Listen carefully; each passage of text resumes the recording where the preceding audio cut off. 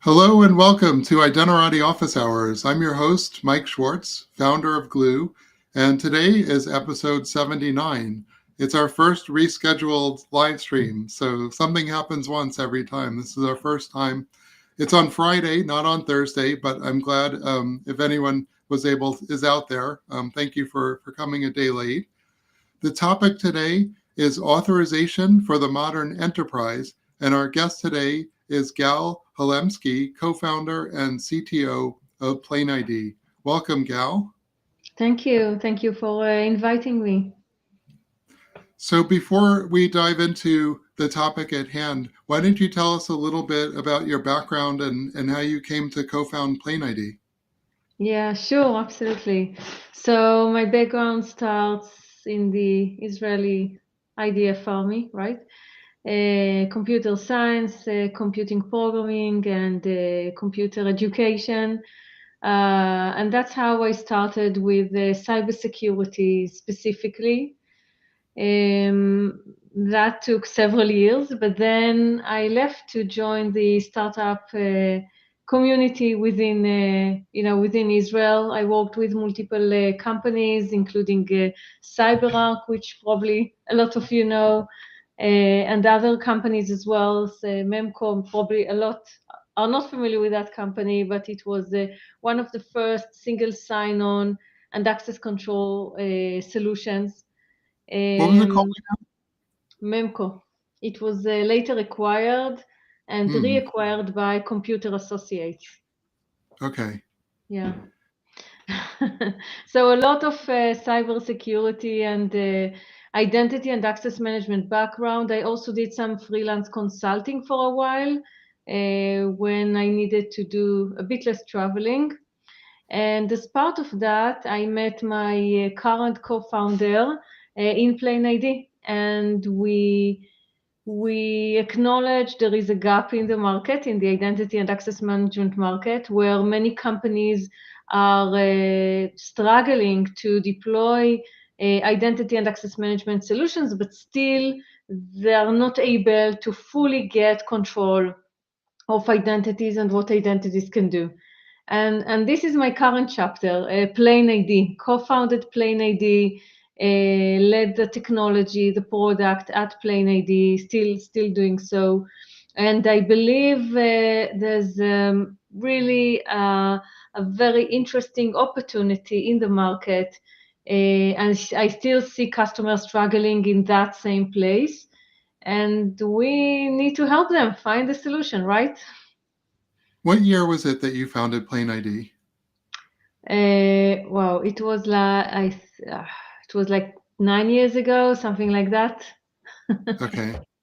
Yeah, it Yeah, was it was some time. it was some time. So I remember, so Glue. I went on the Glue World Tour in 2018 and 19. I went to, I think it was 50 countries or in 50 weeks, or 50 cities in 50 weeks. I think it was 30 countries.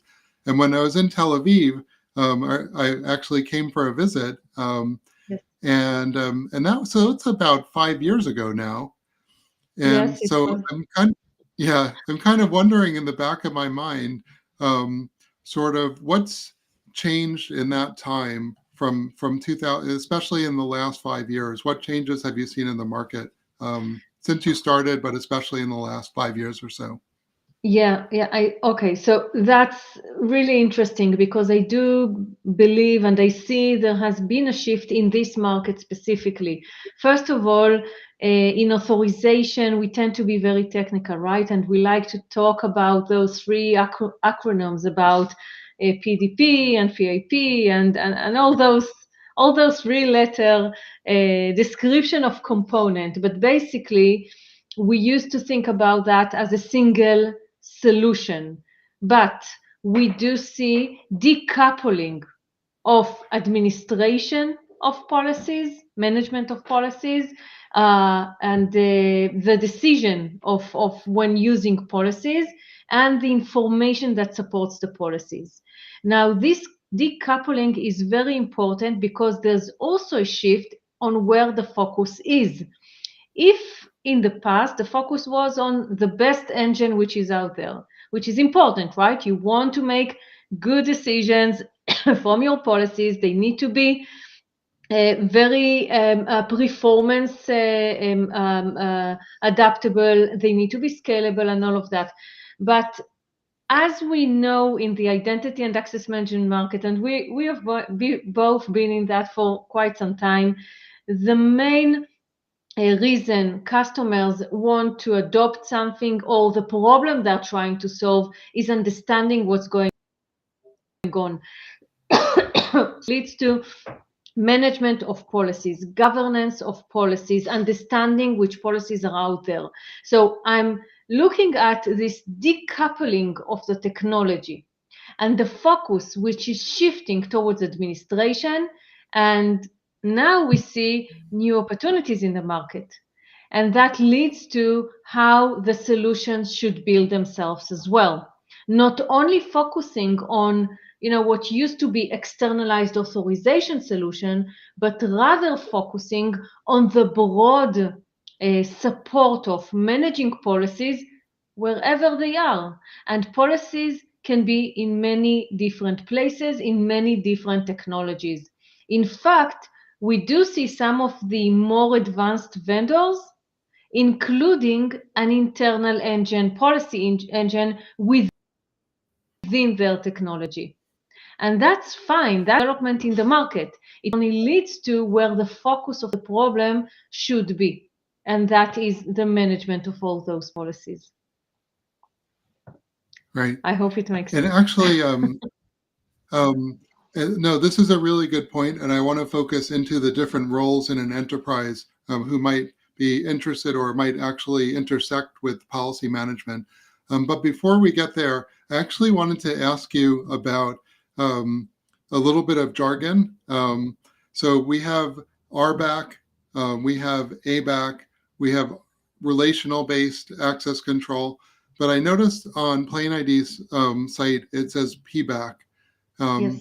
And why do you make that distinction, and what does the P stand for? So the P stands for policy, and policy is more aligned with the business context we want to give authorization. Role-based access control speaks of a role which expresses a technical term. The same goes for attribute-based access control. Attribute is a technical term, but eventually, if you think about authorization is a representation of the business logic within the technical space. And how do you do that? By policies. Policies is the answer. I mean, think of what would the business say? The business would say, we want all doctors to be able to access their account records, right? That's a very understandable business decision. So it's a policy. It's not attributes. It's not a role. It's taking the business decision and translating that into a technical notion, a way to enforce that within the technology space. So policies, right? We chose policies. Not only we chose policies, if we look at other vendors in the space, I'm not talking about, by the way, authorization vendors, because authorization vendors provide a solution to something. What that something is. Look at all the main data platform vendors, right? They have policies. They have internal policies within, access policies, data filtering policies, masking policies. So policy has always been a way to represent what you want to achieve into technology terms. And that's why we are leveraging policies in the access control space. By the way, I do believe that the notion of policy-based access control includes within the support of attributes, the support of roles, the support of relationship. It includes all those technical understanding of and usage of the technology, but it adds the layer of a policy which is aligned with what we want to achieve from our business. Right. And I think that makes sense because maybe I always tell people there are different databases There's relational databases, there's NoSQL databases, there's time series databases. And I feel the same thing about authorization components. There are different components that are good for solving different types of problems. But I like the approach that you're taking. It sounds like you're saying that no matter what the mechanism is that you use to control access, these things still sort of like funnel up to the idea that there are policies out there that represent access controls or access decisions, and we want to help businesses manage them. Am I getting that right? Yeah, exactly. Just think of AWS, for example. Within AWS, there are a lot of policies, right? There are infrastructure policies, access control policies. Look at Snowflake. Within Snowflake, there are policies. There are row level, row filtering policies, masking policies. Nearly any one of the leading SaaS vendors, they have policies within that control what users can do, but they have a lot of representation. They have different representation. Eventually, the policy governing all that policy, centralizing that all those policies is what would provide the benefit for customers, because we are at a point where all those policies are so much segmented, so much distributed all over the place, very difficult to manage. I really don't care if the customer chooses to build a policy using attributes, because they need to do that, right? Or policy using relationship between a subject and object, because that's what they need to do, and that's fine. Or they want to build a data policy to control access to data. Those are all good, fine policies. Eventually, bringing them all together, providing the ability to understand what's going on, right? What's going on, what users can access within all those different policies. That's the challenge we are addressing. Okay. The topic today was authorization for the modern enterprise. Yes. Um, there are very few modern enterprises that aren't starting with a big heap of like technical debt. Yes, um, that's true. but I'm curious about the topic. Got me interested. I know you do a webinar on this. I'm sure people will want to listen to that also. But maybe you could just summarize sort of what are your thoughts about what does that mean, modern enterprise? Is that an ideal that we're trying to get to? Or is it best practices that are currently being implemented? And maybe you can just give us sort of an overview of like what that webinar is about. Yeah, absolutely. So I think, first of all, it's about coverage. We know from identity and access management that it's not a good thing to try to solve it all at once, right? It would never succeed. So when you want to address that challenge, what's that challenge? Addressing how you manage the relationship, the connectivity between identities and your digital assets, authorization basically. Well, think of that as a phased approach. There are modern technologies which are more supportive of authorization solution in general. And there are some legacy solutions that are not.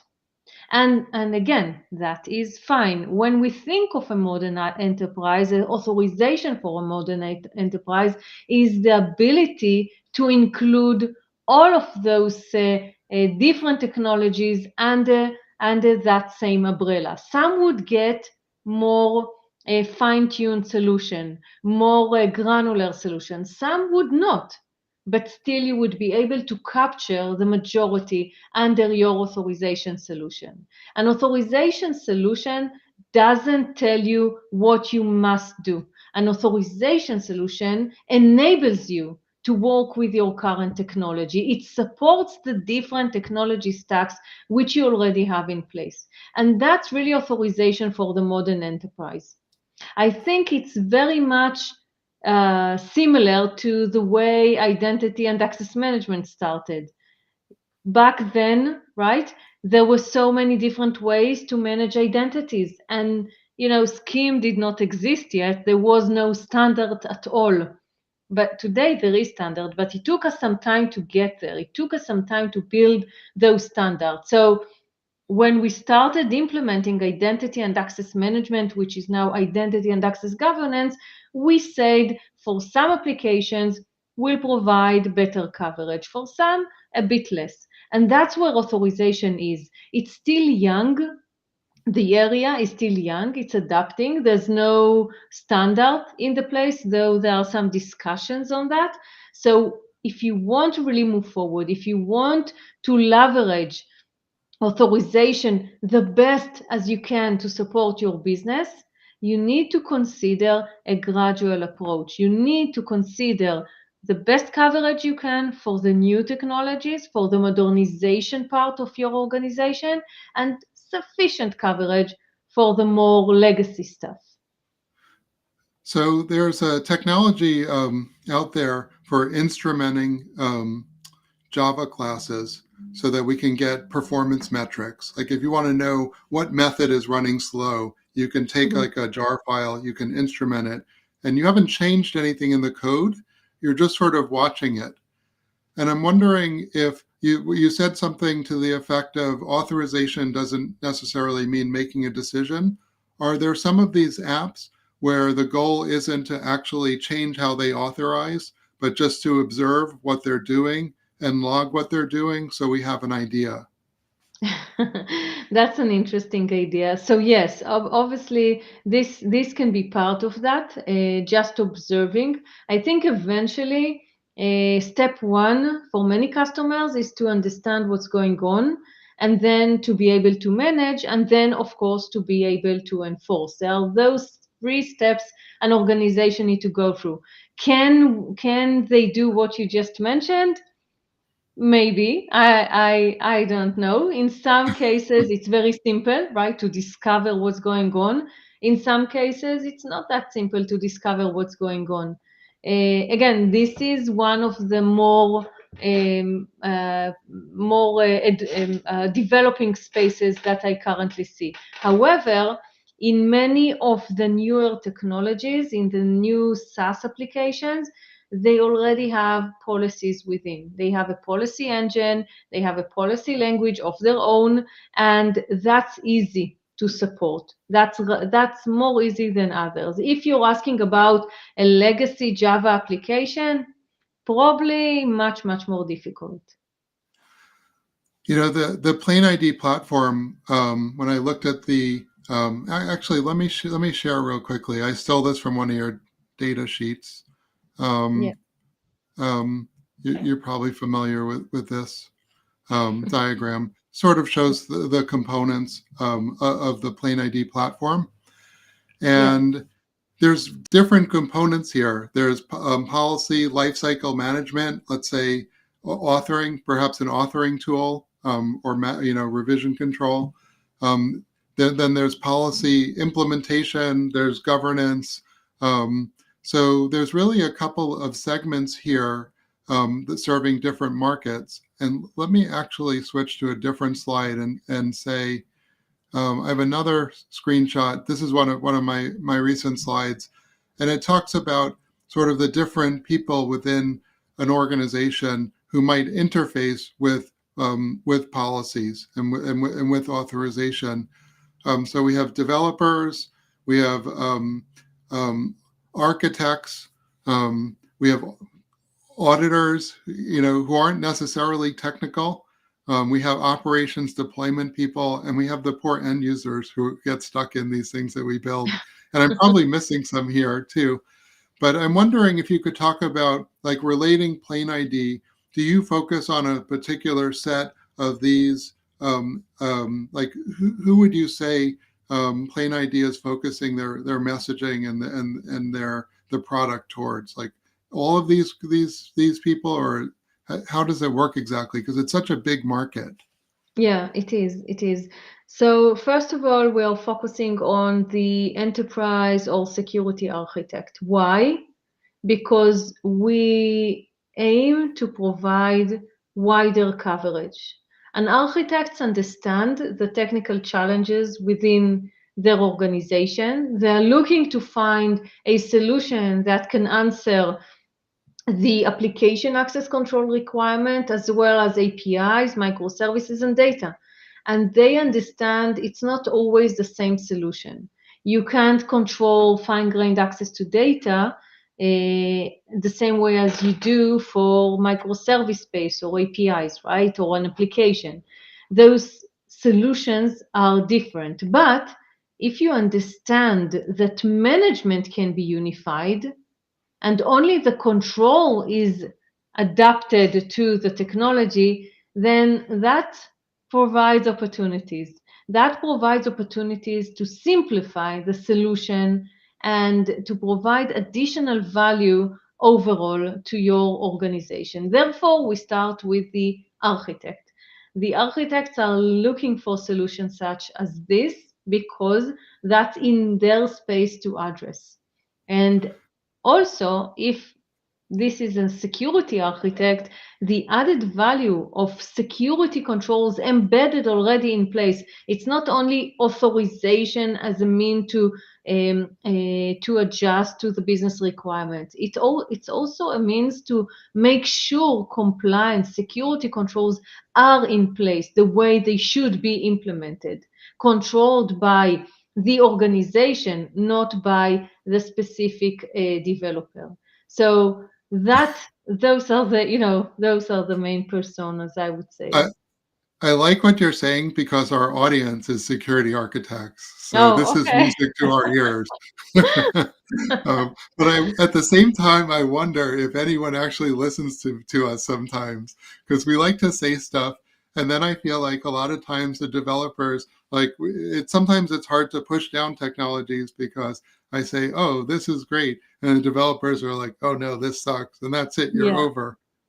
yeah, So a lot of startups today are focused on building sort of a ground up sort of developer movement of adoption. Um, but what do you think about that? Is it can it be hard to push down this type of technology, or what's some of the challenges with getting adoption? Once you convince those architects that this is a good idea, how do they then go to the developers and the database administrators and the network people and say, look, this is what we're doing? yeah. So first of all, they must be part of the process, right? This can't be done. This can be pushed down on someone. It's not this type of solution or space. So this is really in collaboration with the developers and with the data owners. I can share with you one example of a deployment we had with one of our customers, financial organization, and the security architects, they really liked the idea. They liked the idea they would have standardization. They liked the idea they would be able to easily control the policies. And the developers did not like the idea. The developers were against, right? They wanted, they said, we don't need such a tool. It We would, love if then statements. yeah. And it would just create overhead and obviously performance. But in this case, the security architects were able to, they were not able to implement the solution with the first application they thought of, but the second one was more willing to cooperate. Now, after several months in production, they find themselves being approached by other development teams. The developers have acknowledged the value of such a solution. First of all, they were able to see for themselves the performance, of course, they are gaining.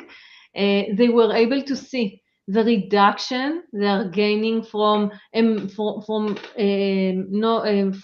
avoiding the need to embed that logic within the code, really focusing on whatever service or API they are developing without the need to know who is the person, who is the user, and what's the user role, and what are the attributes that would provide or not provide access. That's all outside, by the way, enforced by the API gateway with no development enforcement. To a point, they are just, sharing their API signature with the with a team who owns Plain ID, and they are just telling them, okay, this is the signature, do what you need to do with the policies, and that's it. And they are in a process of deploying several tens of APIs, microservices per week. Really fast, one of the fastest customers I've seen in deployment. And I think there is, like you say, there is some kind of interaction that's going on there between the developers and the architects, the security architects, where one needs to prove to the other, this would actually help you, this would be beneficial for you, it would reduce some overhead that currently you need to handle. And yeah, that's Yeah. So it sounds like in addition to governance and decision making, you also have to add in like outreach and evangelization, because if you, as the developers just need to build trust, and trust sometimes just takes time. They say trust is doing the same thing over and over again over time. So maybe it just takes time.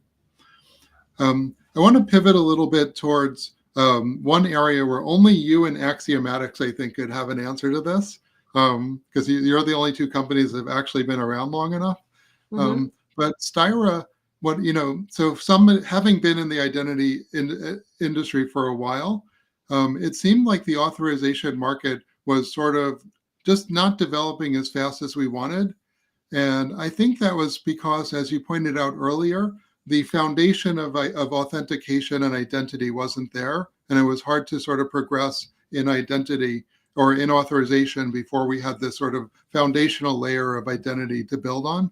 Yeah. But then in, I don't know, maybe 2016 or so, or 17, in that time period, Styra came out with OPA, Open Policy Agent, and all of a sudden, out of nowhere, this authorization company is getting really, really fast adoption for solving one really specific problem, Kubernetes access control. But I'd love to hear your thoughts on how OPA sort of, the breakthrough of OPA in a way, sort of changed the market. And just what was the impact of OPA, and how did that change sort of your thoughts too? Yeah.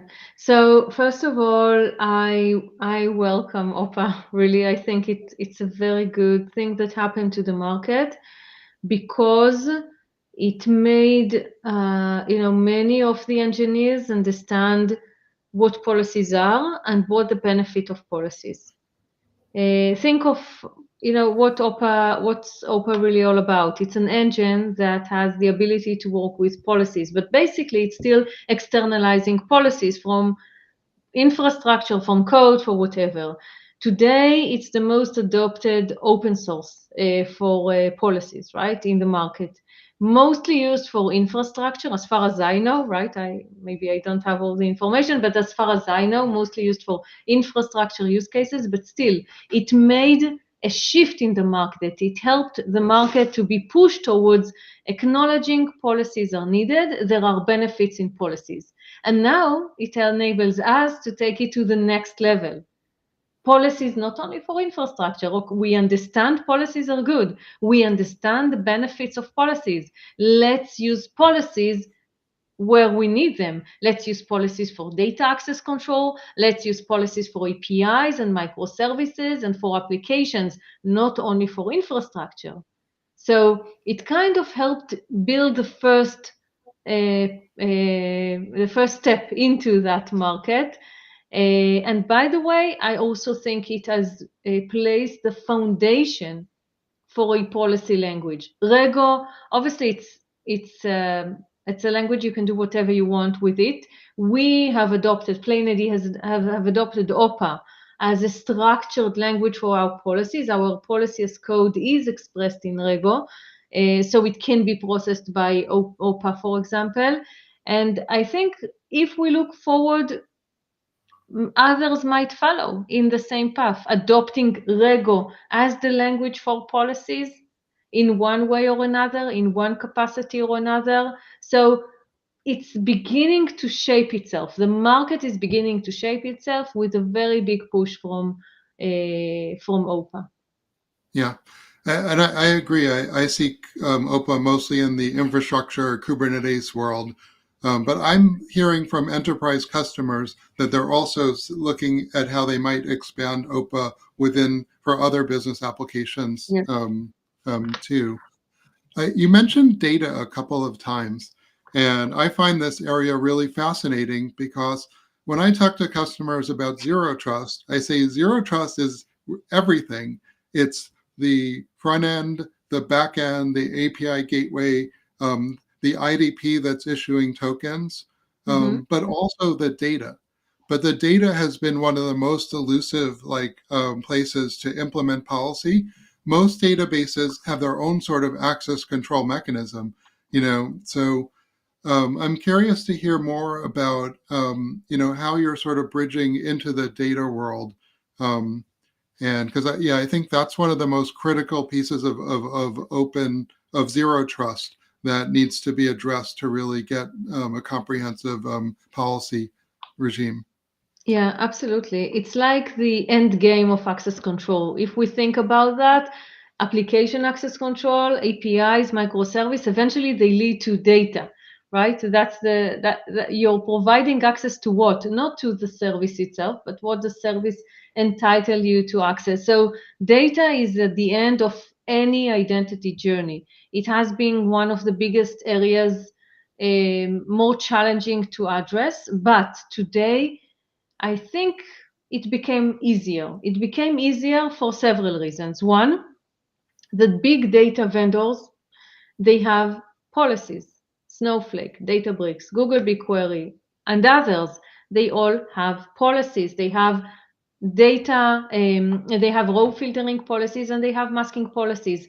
Row filtering policies and masking policies, those are all access control policies. They tell you what portion of the data you can access, and that portion which you can access, how can you see it? That is pure access control, right? So they support policies in their own language, by the way. Each has its own language, which is a different story. But let's say they have policies.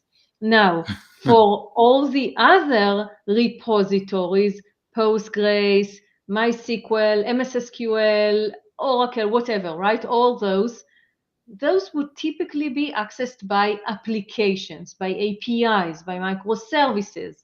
And therefore, the understanding of where data filtering and data masking should be done is on the API level or on the application level. And there are solutions. There are solutions there. And that's why I'm saying today, there is a solution set to address data access control in an efficient way. Efficient way meaning with the identity awareness. The identity is accessing directly or through an application, meaning indirectly. Always keeping identity in mind while accessing data and supporting both row level filtering and data masking. By the way, that's one of the advantages of Plain ID, our ability to support those use cases, row level filtering, data masking, for both application access and direct user access. Right. Um, that's really interesting. I want to come back to this if we have time at the end to get the AI conversation in, Yeah. because I think the data is a big part of challenge of the AI. But before I get there, I wanted to stay with the business part of it. Um, and it sounds to me like what you're saying is that that Plain ID is a governance platform. It's not just an authorization platform, a PDP, let's say. Um, and in governance platforms, I think that it's answering the question why, not does somebody have access, but why do they have access? Yeah. um, So, and do you address this at all? Maybe you can yeah. comment. So I certainly believe in the importance of governance. Are we today a full governance platform? No, not yet, I would say. But I do see the importance of governance of policies because in that capacity, you're the policy itself, the business logic, right? Not the identity itself, not if the identity exists and what roles the identity holds, no, but actually the business policy. The business policy that says an account manager can access accounts, or a doctor can access, I don't know, medical records of their own profession. It's not Right. sufficient to govern someone is a doctor or someone is an account manager. It doesn't really tell you what they can actually do and see. So full governance is taking it all the way through and also understanding the policies. Now, are we there yet? No. By the way, we just had a webinar on governance and policies. I think it's very interesting if anyone wants to listen to. But there's still a way to go in that space as well. I think you guys are further along than anyone else in this space, but yeah, it's sort of interesting how we're seeing parallels to the identity market. And you know, I posted this article, not to knock CEOs. I'm a CEO myself, but there was an article, and they had CEOs draw a circle, and they said within that circle, draw another circle with your understanding of IT, and they would just put a single dot in there. um, and it's funny because it seems so obvious that companies should have an understanding of what are their policies. You know, everyone's like, oh, well, I should have access to this or not this. But it's actually really is a huge business challenge. It is. And I think, you know, the CEO saying that he's only understands this tiny little part of IT. Now, if you ask the average CEO how much they understand of the sales process or the finance process, they probably put a much bigger circle than Yes. just a dot. But it seems like a lot of CEOs have really over delegated responsibility for IT.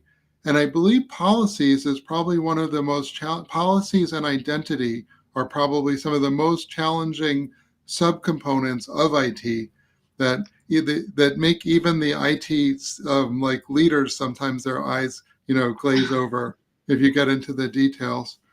But what do you think are the challenges there of this disconnect? Like, in order to get all the teams aligned, we need upper management. But what are some of the business challenges in getting the business aligned with this vision of the importance of looking at policies holistically?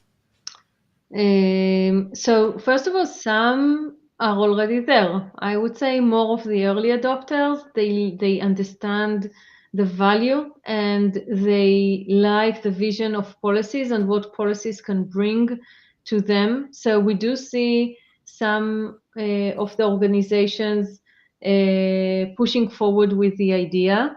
It needs to be, it needs to be more concrete. First of all, they need to agree to do governance based on policies and not just based on individual assignments. That's not yet there, I think. It's really an area that is evolving. Second, policies should be easier to adopt.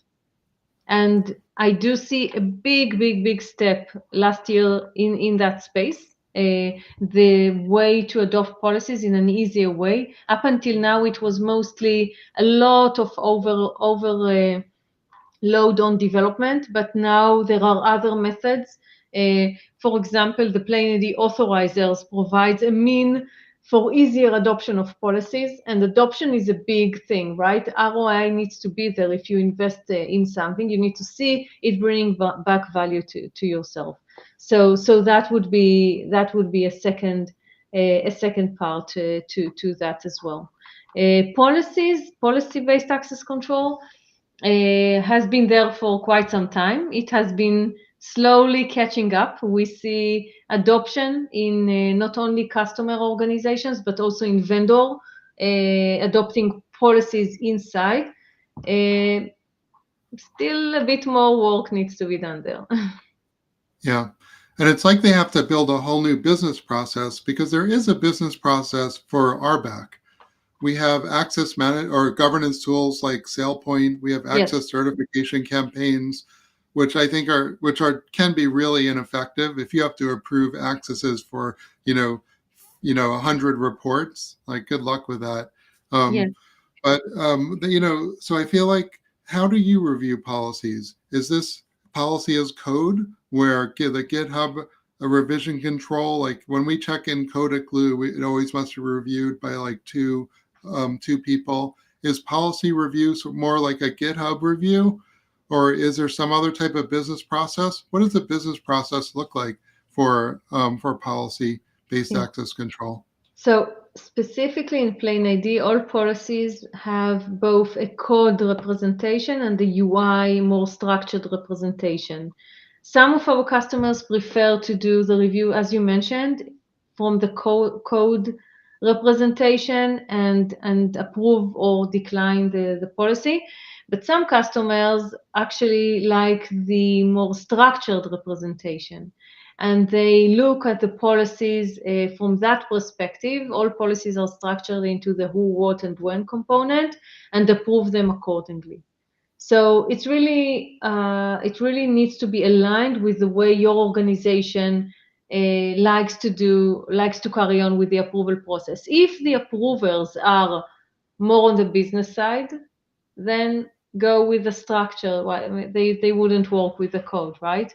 If the approvers are more on the engineering side, then the code version would be good for that.